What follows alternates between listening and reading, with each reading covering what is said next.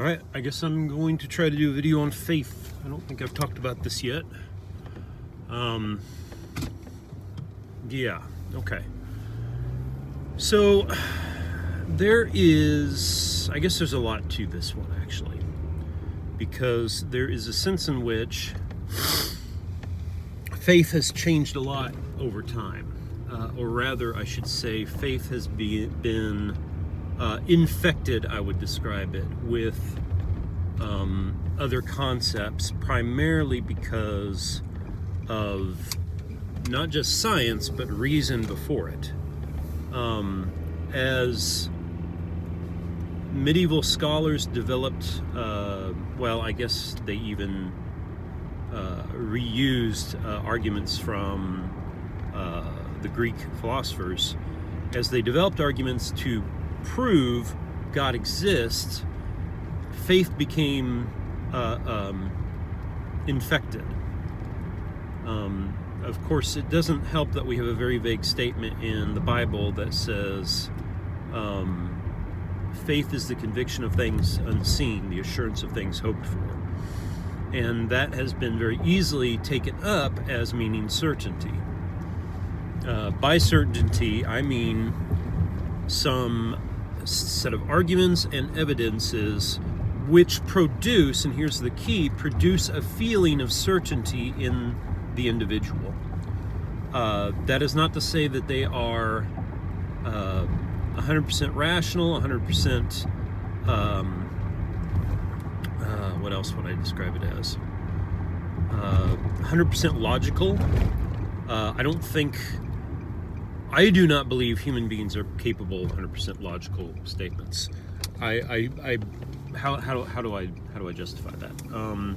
I suppose I justify that by saying, sure, you can do it, but can you confirm it? And how do you confirm it? I would say you have to have something like complete and accurate knowledge of all instances in which that logical statement works. I guess I don't want to go into that. I'm not going to justify that statement here, and I'm not even going to try to. I'm not going to try to defend it here. I'm going to back away from that statement and try this again. My whole point is about faith. That faith should not be about. How do I say this?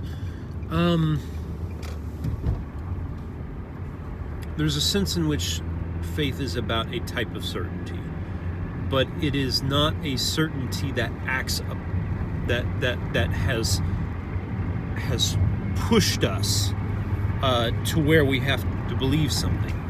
At least this is my non-Calvinist, I suppose I should say Arminian, but I'm not sure I'm an Arminianist view, because I do have a little bit of Calvinism in me, but not at this point. Faith, so far as I can tell, must be about one's choice, in the same sense of one has a choice to continue to love one's wife. So I guess I have talked about this, but maybe I haven't quite talked about it in the right context yet.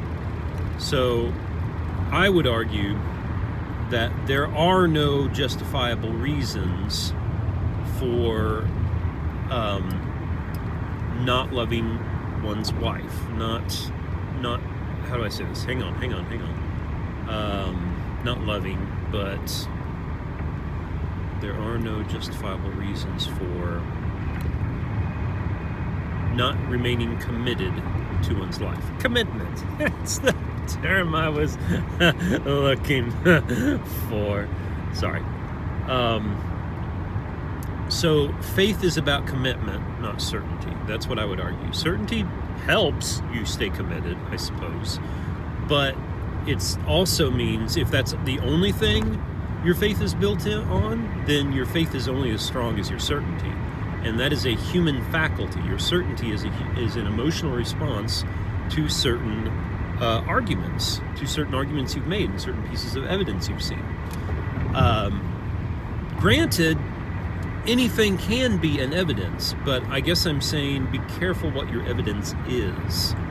I do believe there's justification for leaving a wife who has proved herself through not simply one deed, but a set of, wife or husband, of repeated, utter disregard for the marriage vow, either by abuse or cheating or other destructive actions. Hard to imagine any other destructive actions, but because if you're spending all your wife's money or your husband's money, that is in a form of abuse in a sense. So it's hard to see anything that doesn't come down to those two. But anyway, by repeated destructive choices, then it's like, okay, this is not a marriage. This is you abusing me. Likewise, I would suggest that if, and this is hard, I don't think this should happen is the thing, but I have to admit that if there were any grounds for divorcing, if you will, one's faith in God, it would be something like, okay, God has proven to me time and time again that either he's not there or he's evil.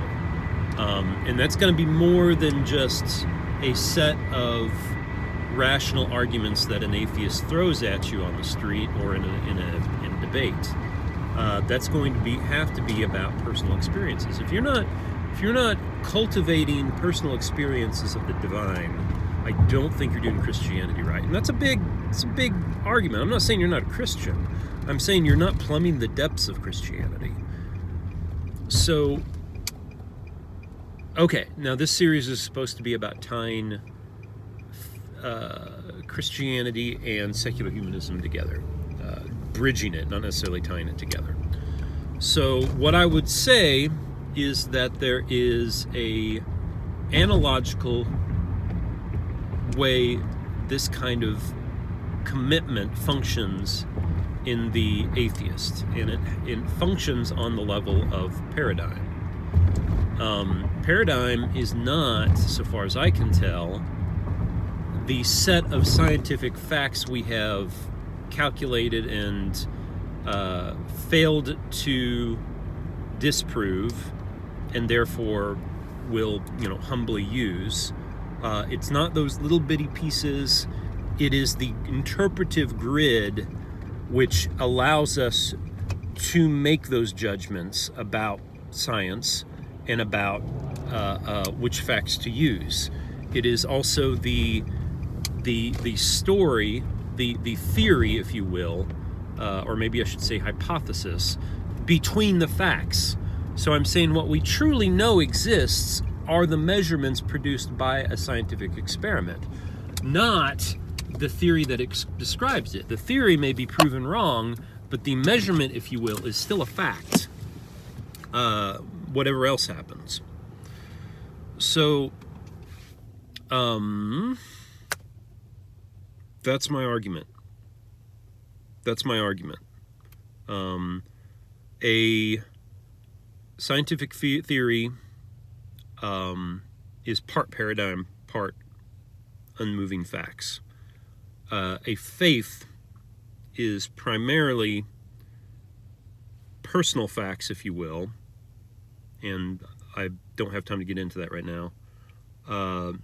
And this commitment to, a paradigm. Once again, a paradigm that one has come to somehow, just like one has come to a scientific method as one's paradigm, as one's way of looking at the world and looking at what is true.